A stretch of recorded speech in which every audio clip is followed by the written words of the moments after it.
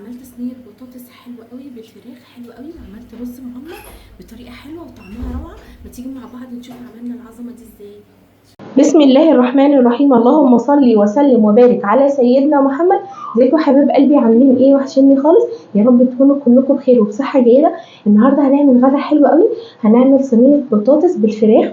وطبعا في ناس كتير لما بتسمع بطاطس بالفراخ مقلقين كده ويقولوا مثلا بيبقى فيه ريحه زفاره. لا، احنا هنعمل تركيه حلوه قوي وهنعمل اجمل صينيه بطاطس ان شاء الله باذن الله تعملوها وتعجبكم حبايب قلبي. طريقتها حلوه قوي، ودي الطريقه اللي الطريقه دي انا ما بعملش غيرها، ودي طريقتي انا. طريقه سهله وبسيطه وجميله وان شاء الله باذن الله هتعجبكم. معايا كده فرخه، وطبعا جبتها وقطعتها وغسلتها وعملت لها بقى ايه، نقعه كده حلوه. طبعا النقعه اللي انتوا كلكم عارفينها ملح وسكر بيبقوا بتعادل، ومعانا ليمون، وغسلتها حلوه قوي، سبتها ساعه في النقعه. معايا كده شيف شقوطه، ضربته بميه قليله خالص وحطيت له معلقتين صلصه، ومعايا حبيتين بصل مبشورين، ومعايا زي 6 7 فصوص توم كده متقطعين طرنشات، ومعايا قرن شطه حراق وواحد اصفر متقطعين مكعبات، ومعايا بصلتين متقطعين كده جولياني، ومعايا معلقتين زبده. والبهارات بتاعتنا بقى عباره عن معلقه ملح، معلقه 7 بهارات، معلقه فلفل، ونص معلقه هيل اللي هو الحبهان المبشور. وهنا بقى كده معايا زي نص كيلو بطاطس وربع كيلو جزر، قطعتهم بقى كده بالشكل دوت، وعامله لهم بقى نقعه بملح برده علشان خاطر لونهم ما يغيرش. واول حاجه بقى هنروح بقى كده نتبل الفراخ. معايا بقى كده الفرخه بتاعتي، وهندوب بقى كده البهارات بتاعتنا دي كلها كده بالشكل دوت كده يا حبيب قلبي. وهنزل بقى كده على الفراخ هتبلها كده. طبعا ايه، التتبيله دي حلوه قوي، ولسه كمان هننزل عليها بالبصل، هبهرها بقى كلها كده. بعد كده بقى هاخد البصل بتاعي كده وانزل عليه بالبهارات، ونديله تحت بقى حلو خالص. يدعك بقى البصل حلو قوي كده لغايه ما ايه، ما نشم ريحه البهارات الحلوه ويخرج ميته كمان. بعد كده هننزل بقى ايه بالبصل دوت كده. هاخد بقى كده من البصل وايه واتبل الفراخ حلو خالص.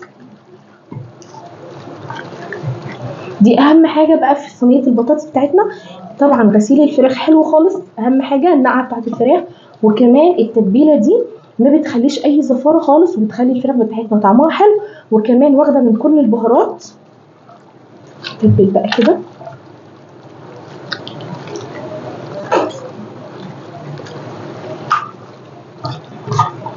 بالشكل دوت كده. تبلت الفرخه كلها، هسيبها كده بقى يا حبيب قلبي يعني على جنب قبل ما اشوف هعمل ايه كده معاكم. تاني حاجه معانا بقى يا حبيب قلبي، هنشوح بقى الفراخ بتاعتنا تشويحه حلوه قوي. هنديها يعني ممكن نقول نص سوا او تلت سوا كده. هنحط بقى معلقه زيت، وهنزل كده بقطعه زبده، يعني معلقتين زبده. سيحنا الزبده بقى كده يا حبيب قلبي. هننزل بقى كده بالفراخ بسم الله.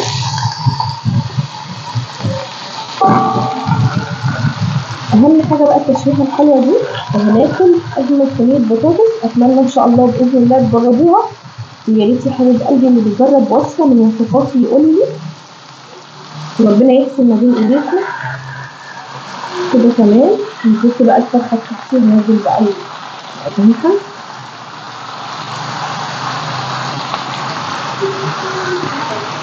ننزل بقى كده بالبصله.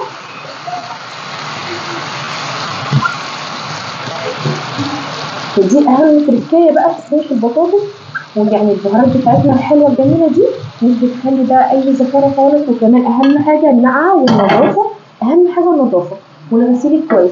هنسيبها بقى كده اول ما تاخد وقت نقلبها على الجنب التاني، وبعد كده نشوف. ودلوقتي حبيب قلبي انا معايا كيلو لبن، وحاطه مقداره بالظبط ميه، يعني كيلو لبن وعليه كيلو ميه، وحطيت معلقه ونص ملح، وحطيت ربع معلقه فلفل اسود عشان نعمل رز معمر. هطفي بقى على اللبن، هو دلوقتي بيغلي، هطفي عليه. وده شكل الفراخ بتاعتنا. انا لسه هقلبها بقى. شايفين بقى اخدت لون حلو ازاي؟ شايفين قلب بقى الفراخ كده كلها حبيب قلبي اخدت لون بالشكل دوت حلو قوي، وريحتها جميله كده. وطبعا دي فراخ بيضه، يعني مش هينفع الفراخ البلدي عشان الفراخ البيضه مش بتاخد وقت خالص في السوا. الفراخ البلدي مش هتنفع خالص في صينيه البطاطس دي. يعني انا ما جربتهاش بصراحه، بس اللي جربها يقول لي يعني. شايفين بقى اللون الحلو دوت، لونها حلو قوي وريحتها جميله وكمان ظابطين كل حاجه. هسيبها بقى على الوش التاني تاخد نفس اللون كده، يعني يعتبر استوت. بصوا الفراخ بالشكل ده، ريحتها حلوه قوي، وان شاء الله باذن الله طعمها هيكون اجمل. نروح بقى نعمل الرز المعمر. عملت الرز بقى كده يا حبيب قلبي، يعني طبعا انا قلت لكم بقى على مقدار الرز، لازم يبقى فيه كده عقله او عقله ونص بالشكل ده عشان يطلع معانا مظبوط. انا غسلته في نفس الصينيه بقى وصفيته حلو قوي. هنزل كده بمعلقه زيت كده، وطبعا الملح بتاعي انا ظبطاه بقى في اللبن. هنزل بقى كده بسم الله، هنزل بقى اللبن كده بالشكل ده يا حبيب قلبي. هدخله بقى كده الفرن. نزلت بقى بالبصلتين اللي قلت لكم عليهم، مقطعاهم جولياني، ومقطعه كمان التوم كده طرنشات، ومعايا بقى كده قرن فلفل اصفر، وايه نص قرن من اللي هو الحراق، بس عشان ايه ما تبقاش حراقه وكده عشان طبعا الاطفال. ومعايا بقى كده رشه ايه 7 بهارات، نص معلقه. ومعايا كمان رشه فلفل اسود كده، ومعايا رشه ملح نص معلقه، ربع وربع ونص معلقه. وعشان خاطر بقى ايه البصل بتاعنا يبقى حلو وريحته حلوه، لازم نديله بقى ايه الدعكه الحلوه دي بالشكل دوت، علشان خاطر احنا دلوقتي بنعمل صينيه البطاطس. طبعا عايزه تحطي مكعب مرق عادي خالص، بس انا ايه الفراخ بتاعتي حلوه ومش محتاجه ان انا احط لها اي حاجه اكتر من كده. اول ما نشم بقى ريحه البهارات مع الفرقه الحلوه كده بتاعت البصله، ايه هننزل بالبطاطس. وطبعا البطاطس بتاعتي انا عامله بطاطس وعامله كمان حلقان جزر كده، بتبقى حلوه خالص بالشكل ده. حلو قوي، حلوه خالص الطريقه دي وسهله وبسيطه، وبجد بتبقى جميله وطعمها بيبقى حلو. هنقلب بقى كده البهارات بالبصل بالبطاطس بالجزر كده. والفراخ بتاعتنا برضو انا مهديه النار خالص ومولعه عليها، ريحتها حلوه قوي وبجد بتبقى طعمها جميل. واتمنى ان شاء الله باذن الله تجربوا الطريقه دي وهتعجبكم. هوزع بقى كده كل حاجه في الصينيه. دلوقتي بقى يا حبايب قلبي انا كده شلت الفراخ كده من على النار. هاخد بقى كده قطع الفراخ بالشكل دوت، شايفين بقى الجمال ومتحمره وريحتها حلوه قوي. وارصها بقى كده على البطاطس بتاعتنا بالشكل الجميل دوت. كده طبعا الصوص الحلو دوت هننزل كمان على صينيه البطاطس بيه. بص كده ناخد بقى كده اي حاجه.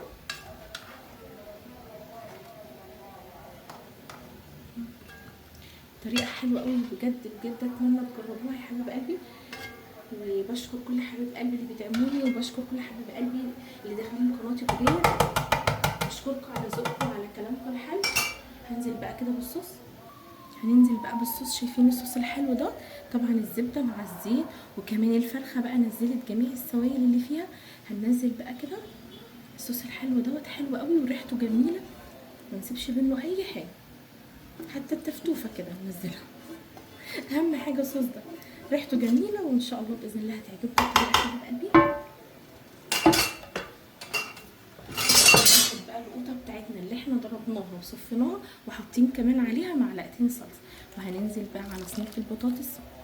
مفيش مشكله بتحصل في احسن العائلات، بس انا اللي هتغرم دلوقتي بمسح الرخامه كده. تمام،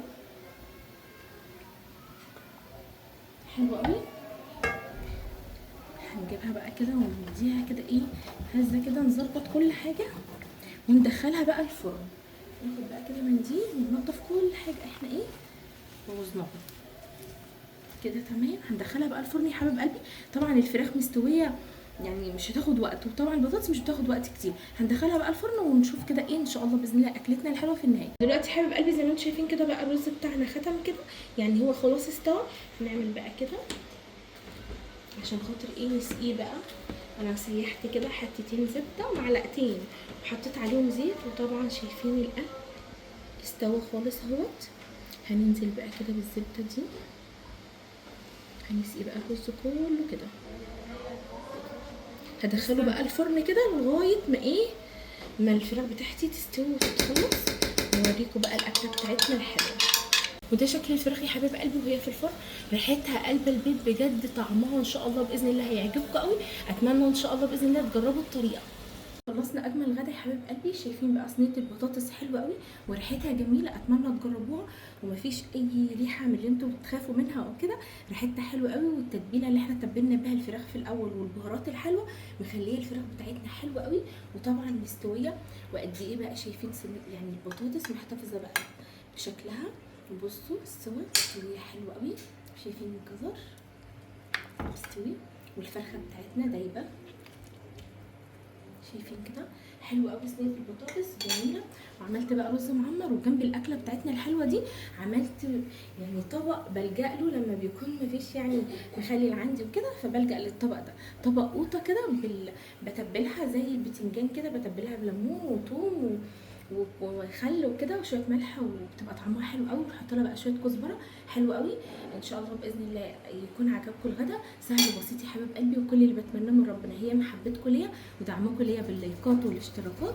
وان شاء الله باذن الله كل يوم جديد في مطبخ رشا صبري. اشوفكم على خير، يا ريت ما تنسونيش باللايك. باي.